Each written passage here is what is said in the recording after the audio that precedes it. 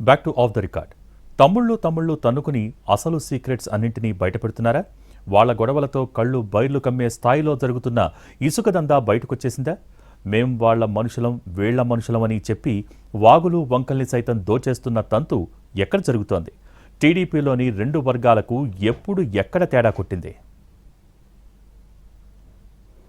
చిత్తూరు జిల్లాలోని 2 నియోజకవర్గాల్లో ప్రస్తుతం ఇసుక సెగలు రేగుతున్నాయి.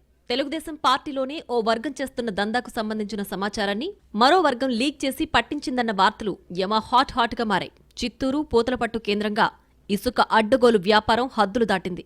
ఈ క్రమంలో ఓ వర్గానికి చెందిన మాఫియా పోలీసుల చేతిలో లాకవ్వడంతో తమ్ముల మధ్య వర్గపోరు మొదలైందట.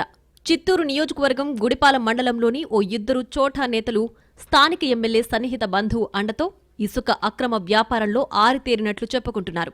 తమిళనాడులో బ్రోకర్లను ఏర్పాటు చేసుకుని అటు తరలిస్తున్నారట.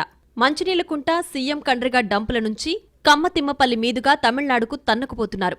ఎమ్మెల్యే అండతోనే అక్రమ వ్యాపారాన్ని 2 ఏళ్లుగా నడిపిస్తున్నారని సొంత పార్టీలోని ఓ వర్గం బహిరంగంగానే విమర్శిస్తోంది.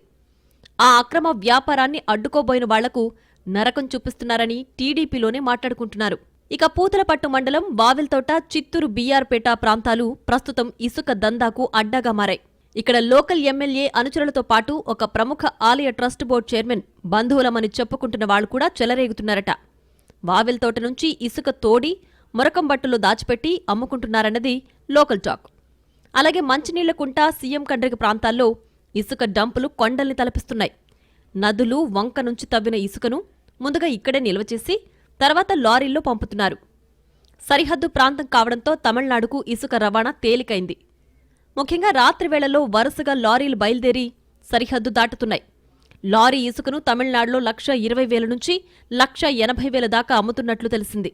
మురకంబట్ట నుంచి రోజు 15 నుంచి 20 లారీలు, మంచినీళ్లకుంట, సీఎం కండ్రిగ నుంచి 40 లారీల దాకా ఇసుక లోడ్తో రాష్ట్ర సరిహద్దు దాటుతున్నాయి. ఈ లెక్కన ప్రతిరోజు 80 లక్షల నుంచి ₹1 కోటి దాకా అక్రమ వ్యాపారం జరుగుతోందని స్థానికంగా చెప్పుకుంటున్నారు.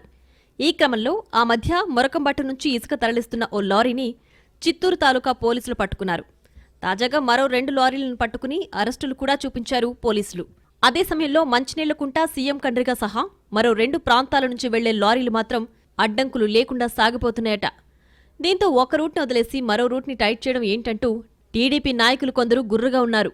వాళ్లు చేసేది మంచి పని, మేం చేసేది చెడా అంటూ ప్రశ్నిస్తున్నారట. అలాగే పూతలపట్టుకు చెందిన ఓ ప్రజాప్రతినిధి, ప్రముఖ ఆలయ చైర్మన్ బంధువులమంటూ మరికొందరు పోలీసులపై ఒత్తిడి తెచ్చినట్లు తెలిసింది. ఇలా ఓ నియోజకవర్గానికి సంబంధించిన ఎమ్మెల్యే అనుచరులు మరో ఎమ్మెల్యే అనుచరుల ఇసుక అక్రమాలపై సమాచారం ఇచ్చి పట్టిస్తుండటంతో స్థానిక టీడీపీలో విభేదాలు తారాస్థాయికి చేరుతున్నాయి. ఈ తీవ్రత మరింత పెరిగితే పరిస్థితి ఎలా మారుతుందోనన్న ఆందోళన వ్యక్తమవుతుంది క్యాడర్లో. దీనికి సంబంధించి ఇప్పటికే పార్టీ పెద్దలకు స్థానిక సీనియర్ నేతలు ఫిర్యాదు చేసినట్టు తెలిసింది. ఇలా ఒకరిపై ఒకరు లీకులిచ్చి ఇన్నాళ్లు గుట్టుగా సాగిన మొత్తం దందాను బయటపెట్టారంటూ తలలు పట్టుకుంటున్నారట మరికొందరు తమ్ముళ్లు. అయితే ఈ వ్యవహారం స్థానిక ఎమ్మెల్యేలు ఇద్దరికీ తలనొప్పిగా మారిందని టాక్ నడుస్తోంది.